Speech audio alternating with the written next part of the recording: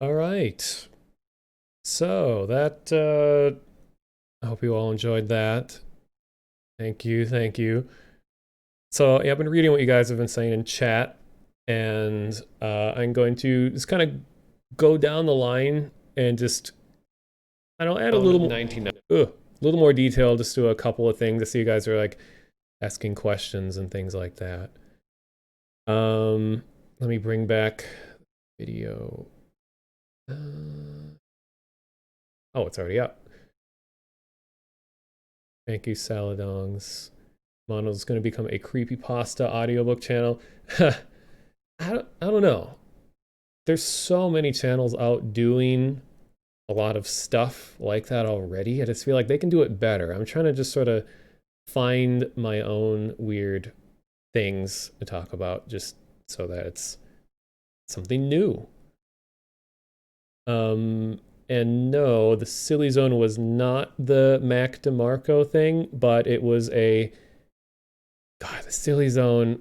It's like if anyone, I really doubt anyone watching right now was a part of the Silly Zone. There's actually a list of everyone who was a part of it at some point that I'm on. But it branched out into two different communities throughout its lifetime. One migrated to Sven Co-op, another one stayed in Team Fortress Classic. And then the one that stayed in Team Fortress Classic was where I played with Mac DeMarco before, or when he was like 12 and I was, I don't know, 14 or something. Um, yeah, Silly Zone, it was not a mainstream thing by any means, but I think the guy that ran the server was way ahead of his time. He had a super complicated server mod that he made himself and was only on that server ever. And all the ones that came after it, things like Entmod, Entcraft, and all of that, were inspired by him. And I remember they even like stole code from him and he got pissed off about it. And God, yeah, those were like, that was my, or those were my teenage years, were just spending time on that server. It's like the people that I met there, I have known longer than anyone in real life. Like I'm not really connected with them anymore. Well, also known longer than anyone, you know, non-family in life. Like I've a couple of them I still occasionally talk to, but I've known them since like 1999, 2000. So it would have been like 20 something years, which I don't know anyone besides family that long. Oh, there's a lot to talk about, but there's a lot of like weird controversy. Like you can't have a big community as a lot of people and all that without there being some controversy at some point. But the weirdest thing about that, though, before I go back to the video here in a sec, is that I had the most surreal moment like a couple years ago where um when I was on the Silly Zone, I was just what they call a peon. I was just another person. I sorry, my mic's getting really loud. I was just another person. I wasn't an admin. I didn't have any special privileges. I was just one among potentially 100 or so that hung out there. And I was like 13, 14 years old at the time, and I really looked up to people like the admins that were there because the server mod was really complex. Like you could modify the game, Half-Life 1, while you were in it, and they would build houses for us. They would move stuff around, they would color things, they would change their player model, they would fly around. We had a BFG, which is this like, well, it's based off of the Doom BFG, where it's just this weapon that would chase players around and kill them. And we would have these flying commands where we would try to outrun them, and they could hand out gifts to us to allow us to change our own models. There's so much going on. And I really looked up to the guy that created the whole community. And just a couple of years ago, like I said, the community branched out into several other communities that turned into other communities, and it really just spread out and kind of lost its core in like 2005. Like when Half-Life 2 came out, that was kind of like the nail in the coffin, because when Half-Life 2 came out, the community was just gone. Like everyone really spread out. A lot of us went to college, and that caused us to just disappear completely. Um, but just a couple years ago, some friend of a friend of a friend got a hold of the original guy that created that server and started that community.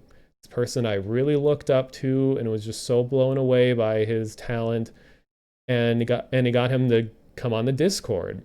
And they're like, hey, we're just gonna, a couple of us are gonna get together if anyone who used to be a part of the server just wants to hang out a bit. And we just got on a Discord call together, and we booted up he like re-hosted the old server from like 2000, 2001, and we just played around at old maps, just talking about memories. And there was no voice chat back then. We barely knew anything about one another. It was just most of us were teenagers. A couple of them were older. The guy that ran the server was like, I don't know, 10 years older than most of us, like in his mid 20s or something. We had never heard each other's voices. We knew like nothing about one another except maybe like, oh, I'm from the US. Like, oh no, I'm telling too much. You know, the internet was way more like paranoid back then. Like you wouldn't tell anyone where you're from. We never heard each other's voices. And then now, 20 years later, I'm just voice to voice talking to this guy that I really looked up to as a kid. And I told him this. I was like, I was just, a peon in the server. I spent so much of my teenage years there. I met a lot of people. It was just such an important moment in my life. And he was like, I'm really blown away by this. Like, I never knew what it was like being just another face in the server. And I was like, yeah, we would wait around for you guys to join. And when you showed up, we'd all get so happy. We want to like watch you build stuff. And he was just like, God, I just don't know what to say. So if I had known 20 years ago that I was going to be just casually chatting with like a role model to me, I wouldn't believe it for a second. But he's gone on to make a lot of just amazing things. He's a super talented guy. But anyway, so to go back, so like at the beginning with countermeasure, yeah, my very first console was the Atari 5200, and 5200 is the cheaper one that is not worth anything anymore. The Atari 6260 something is the one that it's actually pretty valuable, but my family, we didn't have much money, and we had this version of the Atari, which was still fun. We had these joysticks that had a bunch of buttons. 2600, yeah, is the Atari. Also, hello, Plopoli, welcome to the stream. And the funny thing with this version of it is that there was a button on the controller that would shut the console off. And if you're just like, trying to push every key on the keypad and move the joystick around to figure out, I should full screen this, to see what does what, you could just shut the whole system off by accident. And I remember it was like vaguely labeled too. It just said like power, like, oh, push the, I want to power up my character, push the power button, and it shuts the console off. And the thing is huge, as you can see. Like this is the size of like a deli platter, this thing. But it looked so cool. Like this is aesthetic at the time when aesthetic was real and in. It wasn't an imitation. Like this is what was cool at the time. And I think it actually reset the console. I don't know. I don't know. It's been literally like 20 years since the last time I played it. And yeah, I played Qbert. I think technically my very first game I ever played was Qbert, like first video game period. And we had Pac-Man also. So I played Qbert, and actually just a couple years ago, we have an arcade here in Minneapolis called Up Down, which is a barcade. And I got to play the original Qbert on an arcade machine, and that was like the first time I'd played Qbert in also like 20 years. And but we also had an NES at the same time, and I think Mario Brothers 1 was very quickly like my second game I ever played. And I never played Countermeasure myself because, as I said, it was a really complicated game meant for adults, and I didn't know anything about it. It was too hard for me to understand, and it was really damn scary during this part, because the reason this takes so long is at the bottom here, you're supposed to be entering the code. Like you have to figure out the code to stop the nuclear launch, but for this video, this person just let the whole sequence go.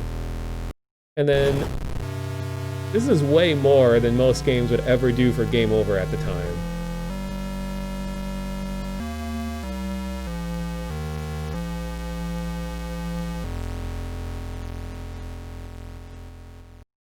I love that little flash at the end like that. That's actually the thumbnail to the video if you didn't notice. Yeah, I played Duck Hunt. We had the combined Mario Brothers 1 and Duck Hunt cartridge, which I think is how it released in the West. Because, you know, there was the Famicom in Japan that had a disc-based system back then. It was a different time. But then I very quickly after this started doing way more PC games. And my first computer was a Macintosh, and we played a lot of games on that. I had an uncle that would just give us discs all the time with random games on it. Like it was just a pirating marathon with my uncle. Like he had a whole circle of friends that would just pass around games. We get, you know, like 30 discs with a rubber band wrapped around them. And then it would take a whole like 3 hours to install a game. Like, please insert disc 2, disc 3, disc 4. And it would just continually like Marathon was my first person shooter that I really got into. Wolfenstein 3D was my first FPS. But Marathon was the first one where I actually like knew what was going on. And Marathon was one of Bungie's first games before Halo. Their very first game was Pathways into Darkness, which I played. But they also they went on Marathon is a really cool sci-fi shooter. I think it's better than Doom. Like Doom gets all the fame because of id and how they released on it was like one of the biggest games for like Windows 95 and even DOS before that. Yeah, piracy was really easy back then. Like there was no effort put into preventing you from just handing discs around and everyone had a party and enjoyed games together. Didn't have to worry about that. So Countermeasure and then Punch Out, which I'm sure most of you, if not all, have at least heard of this game. I'm sure probably most of you have not played this game, and probably even fewer of you played the Mike Tyson version, because for some licensing problem or whatever, they actually lost the rights to Mike Tyson, and it just became Punch-Out, which, I mean, probably improved the game by not having Mike Tyson on the title screen. And it just, yeah, became Mr. Dream. And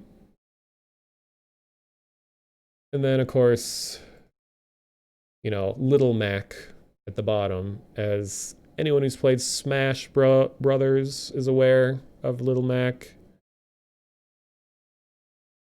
For some reason I noticed on Discord it's not saying that I'm streaming right now. That's weird. Normally it tells everyone, hey, I'm streaming. No recovery, Mac. Yeah. Huh. Maybe it's because I don't have a game open that it doesn't think I'm actually streaming a game. That's weird. Oh, I have streamer mode on. I'll ignore that for now.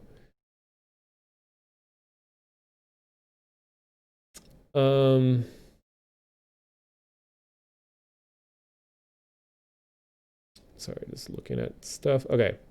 So, yeah, Mike Tyson's Punch-Out, just all around the game is just very scary, because it just has this really animated characters that just do creepy things. It's sort of like Faces of Evil, CDI Zelda, where there's just like so much detail put in the characters that it gets this like uncomfortable feeling looking at them.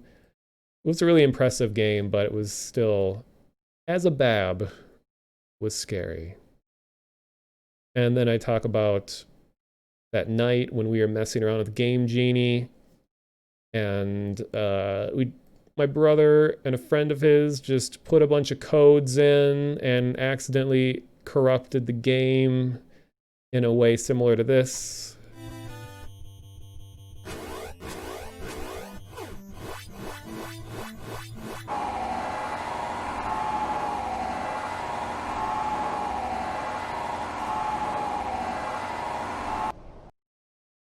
And it was because that was the sound of the audience cheering in the background, and it totally messed up the sound, and the game froze and had a horrifying face, and it was all glitchy, and it was just a very scary moment.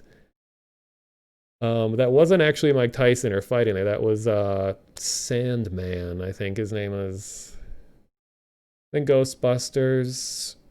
I need to rewatch Ghostbusters 1 and 2 now that I would actually understand the story a little bit.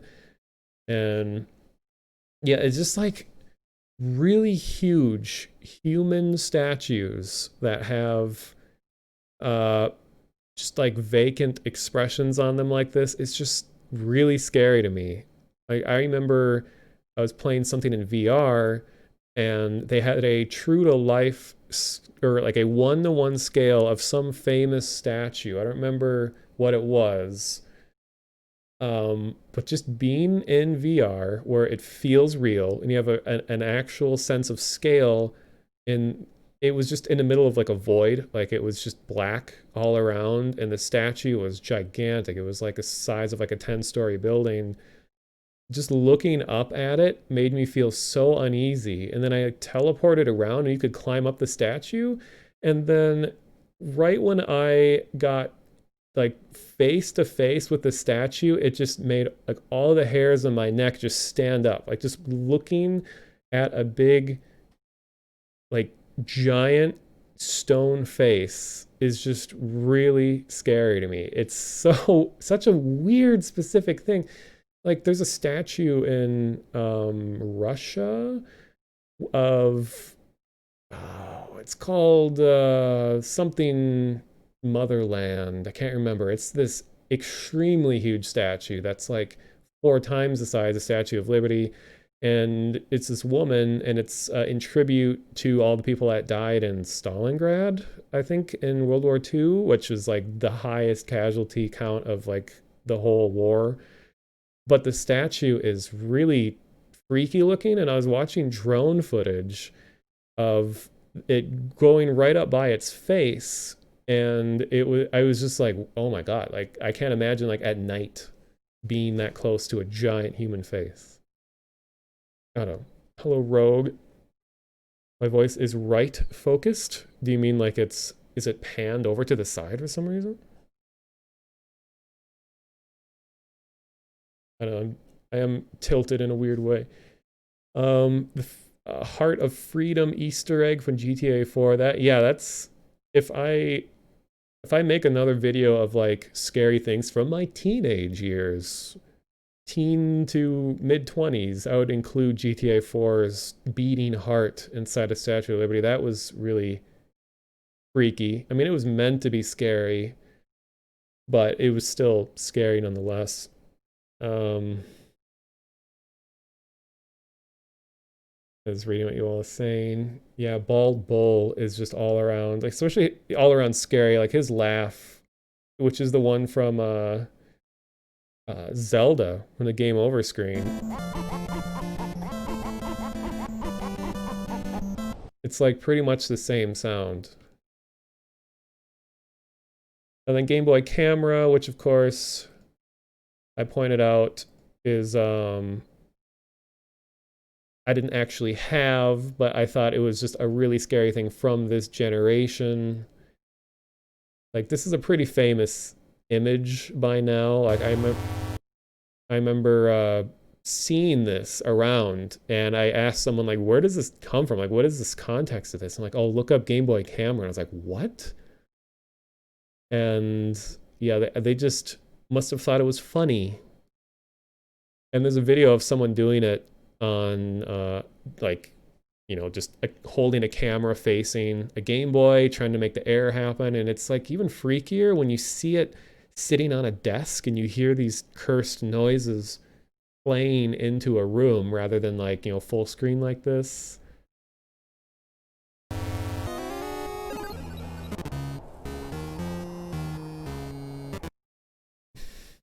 Don't be silly. Who are you running from? Ugh. Uh, oh, of course, I don't have the clip here, but there's a funny thing from the Game Boy camera commercial where there's like a dad with a newspaper up, and it's probably one of those famous newspapers that is in like 1,000 TV shows. And one of them, if you look at the headline article on the back, it says, oh God, what was it? Like court case ends after key witness dies or something. And it's like just prominently displayed on the back of it, and it's in harsh contrast to the really cheerful nature of the smile, you're on Game Boy camera whole commercial.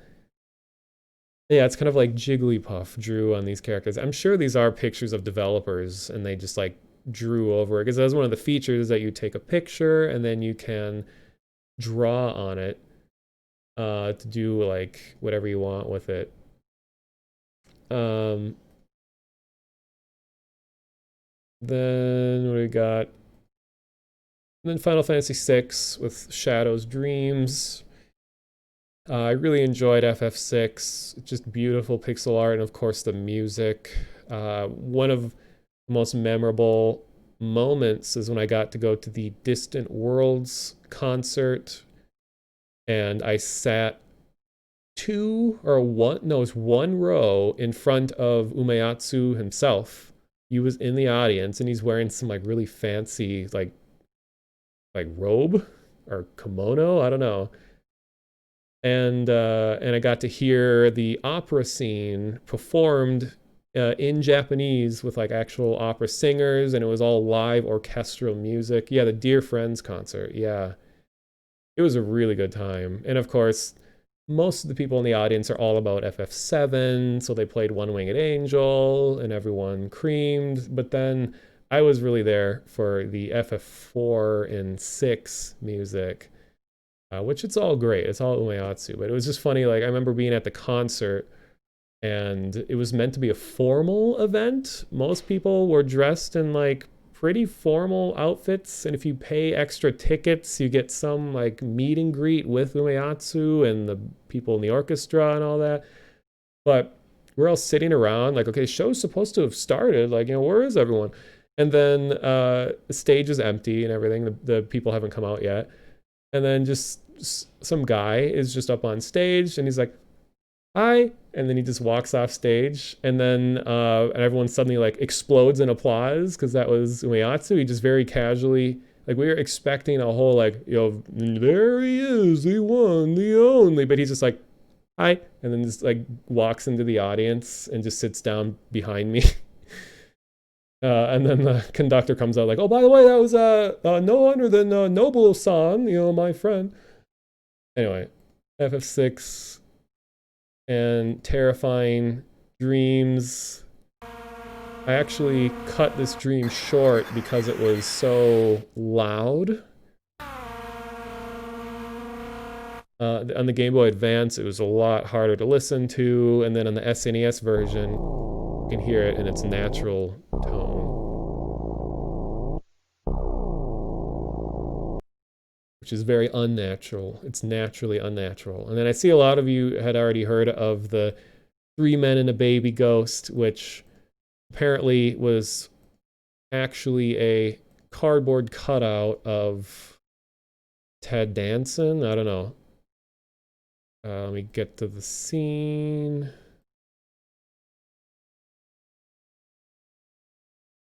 Yeah, so here on the left, I guess it was apparently like a cardboard cutout from a different scene that they ended up cutting that scene, so it didn't make sense why this was even here.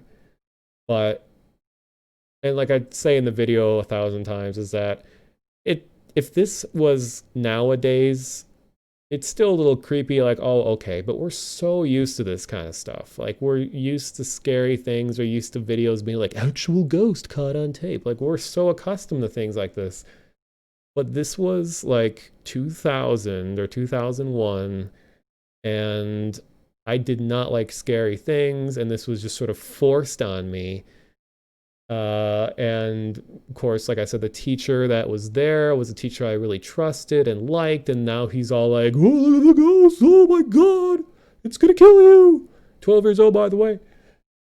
So it was, yeah, it was very scary to me because my parents and none of my family like scary things, so I just had no exposure to this, and that was my first exposure, and it was never the same since. Um, and then the sewer level of the Dienoga in Star Wars. I know a bunch of you said that you don't even remember this monster or this part of this level, which really surprises me because when I searched for videos of this, that nearly every, well, not every, but most videos were people saying how much they hate this monster. And there's even a video of a guy that is like screaming going through this part saying like, "Oh god, I thought I wouldn't be afraid anymore," and he was just like going all out just saying how much it bothers him. So apparently I definitely was not the only one afraid of this. Is I just hated it so much. And again, this was like 2002, earlier probably.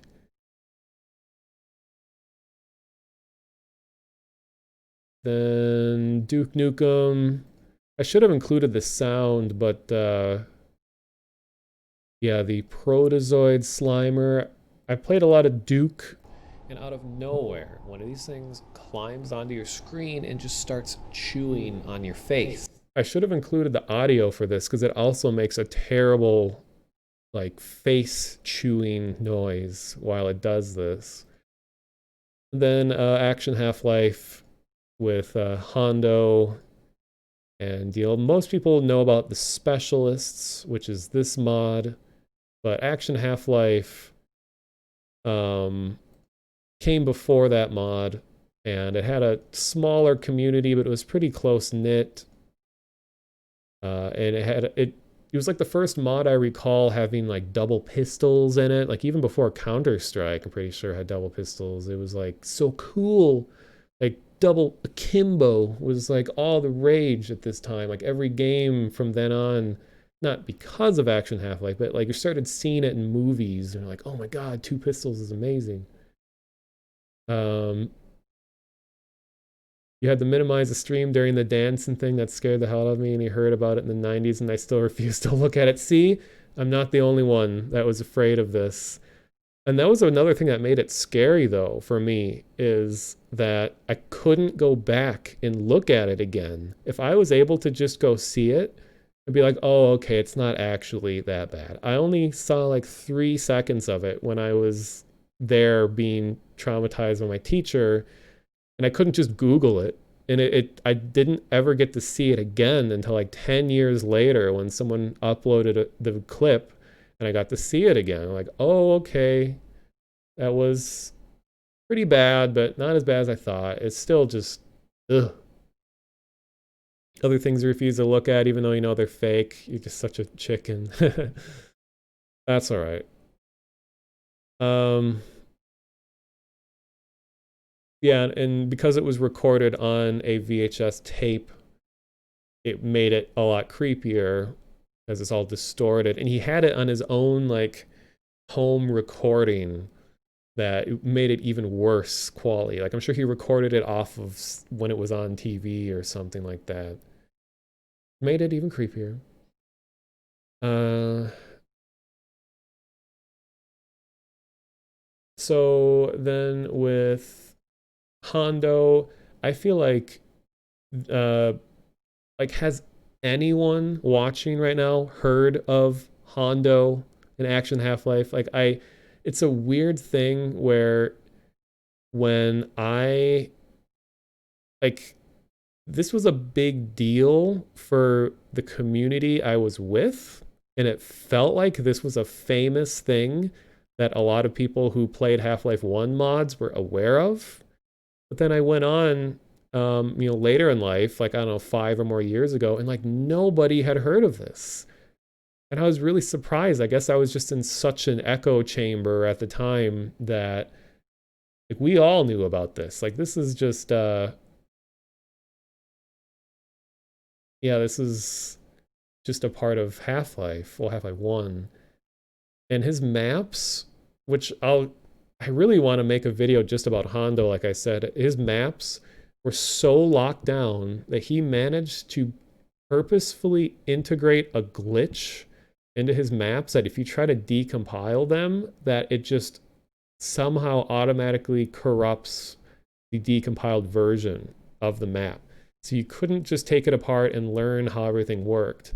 And he actually had somehow had like anti no clipping measures in where you couldn't just no clip out and skip stuff. It would actually like forcibly kill your character if you tried to cheat. And he was like very serious about keeping his secrets secret. And there's still one of his maps to this day that everyone, from what I can tell, no one ever figured it out. You just end up getting put into this chamber. Like there's a whole room full of glass bottles in the dark. It's kind of a Silent Hill looking room, like human sized glass tubes. And you just get put inside one and you see a door creaked open in the distance. And if you wait too long, the tube fills up with blood and you drown in the blood.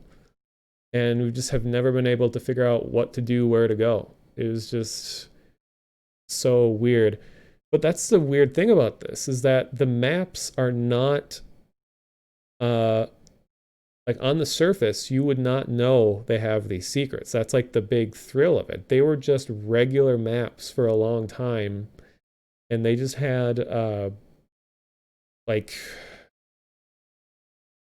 of course I don't have it handy right now, but like the one with all the bloody stuff and the giant eyeball. Oh, there's a silly zone. Like this with Qbert. This map is normally just kind of like it's meant for action Half-Life. So like a deathmatch map. Has a gas station, has some offices, and it has actually the haunted painting of eBay is in it, which I think is known as like the hands withhold him or something is the actual name. That was my first exposure to that. And that was pretty fun.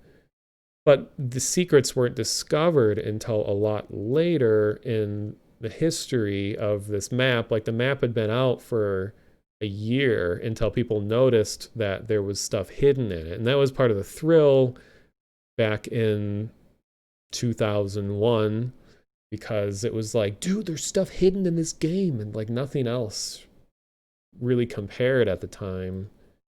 And there's the Qbert itself. And then the Suitcase. Funny thing is, if you look up Bob and a lot, which is the guy who I took the footage of for most of this, and you go to the part with the suitcase, not even he shows you what's in the suitcase. He says, I cannot show it on my video or I'll probably get like in trouble. Because I couldn't show it in my video either. I searched and I could not find any footage online or screenshots of what's in the suitcase. So, but I know what's in it. I was there. I've finished the secret myself before. Just have to leave it a mystery, I guess. And then talk about ARGs and stuff. So before I go on to AI Dungeon for a little bit, not sure how long I'll do it. Probably not too long. That trying to figure out for my next video which subject. Well, first of all, I'll put a link to my video in the chat. If anyone's coming in late, didn't get to see the whole thing or whatever. I mean, even clicking on the video helps me out just because it's like, hey, you viewed it. And, you know, like 40 of you just viewed it right now. I mean, just from me showing it on stream. So I'm trying to figure out like what I should make my next video about. Like if I should go in more depth on Hondo and his maps. I also kind of want to make just my own take on ARG's video, because I think most of you here probably associate me with ARGs because I talk about them a lot, and it's kind of become like the only meme involving me. It's just that I'm all about secret stuff. Like even on like Vinny's stream or whatever, like if Morse code comes up, he's like mono. What I like that. There's a lot of things people can be known for on the internet. If I'm connected with something as cool as like Morse code or whatever, that's awesome. Like I'm glad that's what I'm known for. But so I could do a video where it's just me talking about ARGs, just about what they mean to me and ones that I really like. Any of these videos wouldn't just be a strictly factual thing where I just say, hey, there's this, number 2, there's this, number 3, there's this. It would just be my own ramblings about it like I'm doing now. So either that or Hondo and his maps, or getting together more spooky things, but from later in life. So this video that we just watched was between when I was born, which is 1988, all the way to like 2001, where it's what I covered here. But then I could do one from like 2000 to 2010, which would involve things with like Half-Life 2. It's harder to find things that haven't already been covered when they get to more modern times. Like there's not much about scary Atari things. You met me through enjoyment of spooky stuff and puzzles. Say that's a good meme to pass on. It is. And this particular image we're looking at here is from Portal 2's ARG. And that's definitely one I would cover because Portal 2's ARG is what really got me into ARGs. That was the first time I was introduced to the term, and it got me really excited. I was just like, this is so surreal. Like, I can't believe this is happening like this. So I would talk a lot about the Portal 2 ARG, and then probably No Man's Sky one, and maybe Secrets of the Battlefield series with megalodons and chess games and all of that fun stuff. And then even a weirder series I was considering is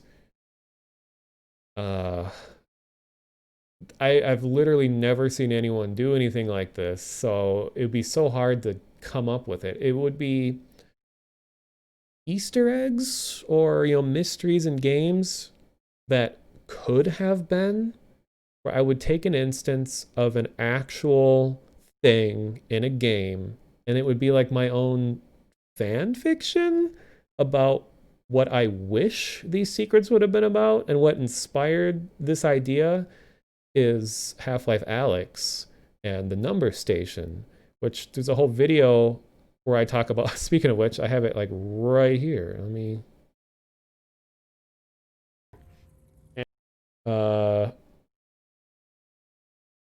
I have a mini video about it. And I was never able to, do it. And then once we figured out this whole deal, we were like, well, the piano isn't even trying to keep track of information. So myth busted, I guess. Okay. Here, let me. All right. So this file, ambient radio, male number station connector. So this was exciting because it shows that Valve is calling this a number station. It's not just radio ambience. It's a number station, which number stations are a whole other conversation, but they're always in connection with a secret of some kind. Like when you bring number station up, immediately it's about encryption. It's about hidden messages. So they've introduced that terminology into the conversation. So this told us that connector and is that anytime the voice says and, or it has the connector audio, which is just like a little radio blip sound, this meant that there's no meaning behind connector. Connector plays the same role as and it's just meant to be a regular, just, add some variety to it. Like if I turn the audio back in, you can kind of listen to what I mean.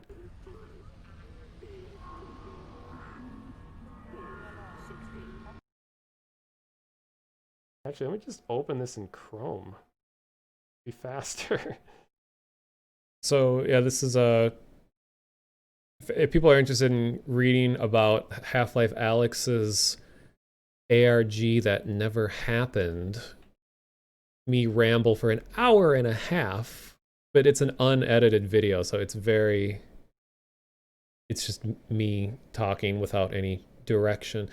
So this is what inspired me, is that there was this number station that had a lot of code put into it, had a lot of unique content to make it as believable as possible. And this was right when Half-Life Alyx came out. And the whole ARG community, like game detectives and everybody, was like, this has to be something.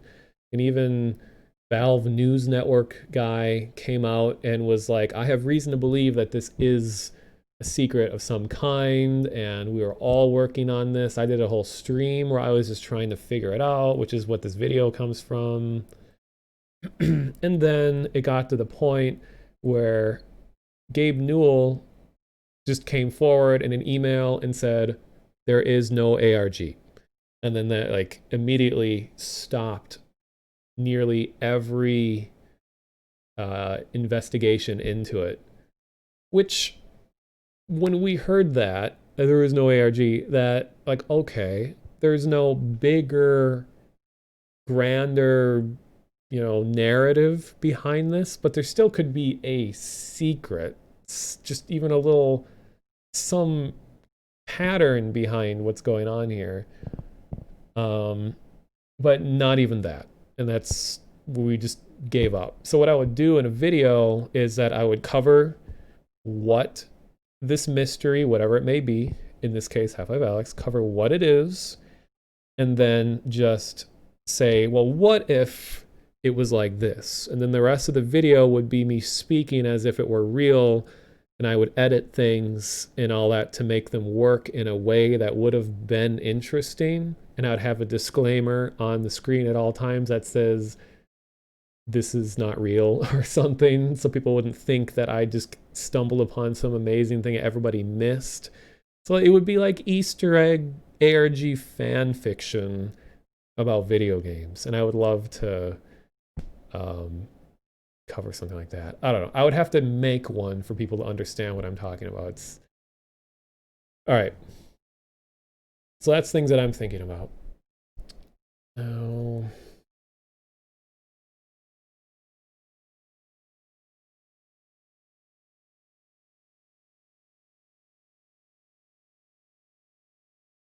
dun, dun. That's all Vati does with his Souls videos. He takes one taste of an idea or hint and then just builds fanfic around it. Oh, let me write down that name, because I struggled to find anyone else doing anything like what I just talked about. So I'll look into his video, or his or her, I don't know, their videos.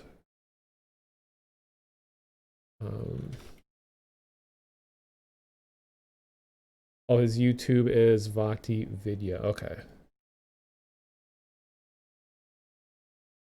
Sounds like a India, like Indian name. I know Vidya is already in the actual name.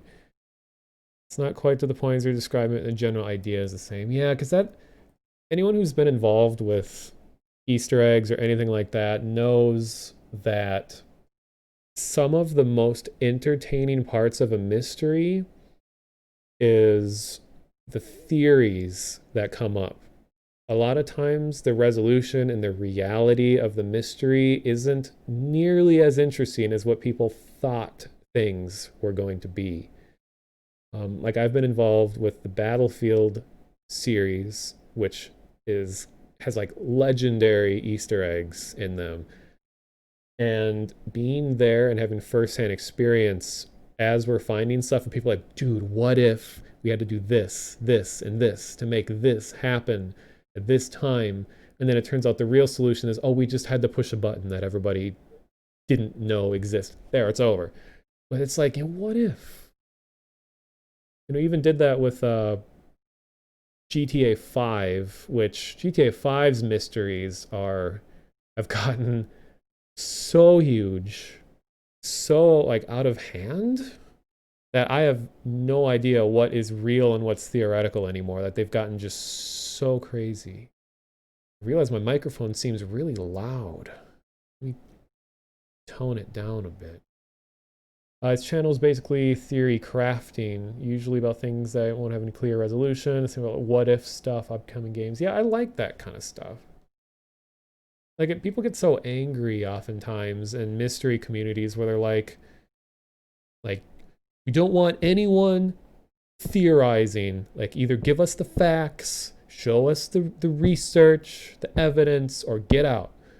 And I can understand that mentality when it's like, we just want to figure this out so we can all sleep tonight. But it really denies creative thinking.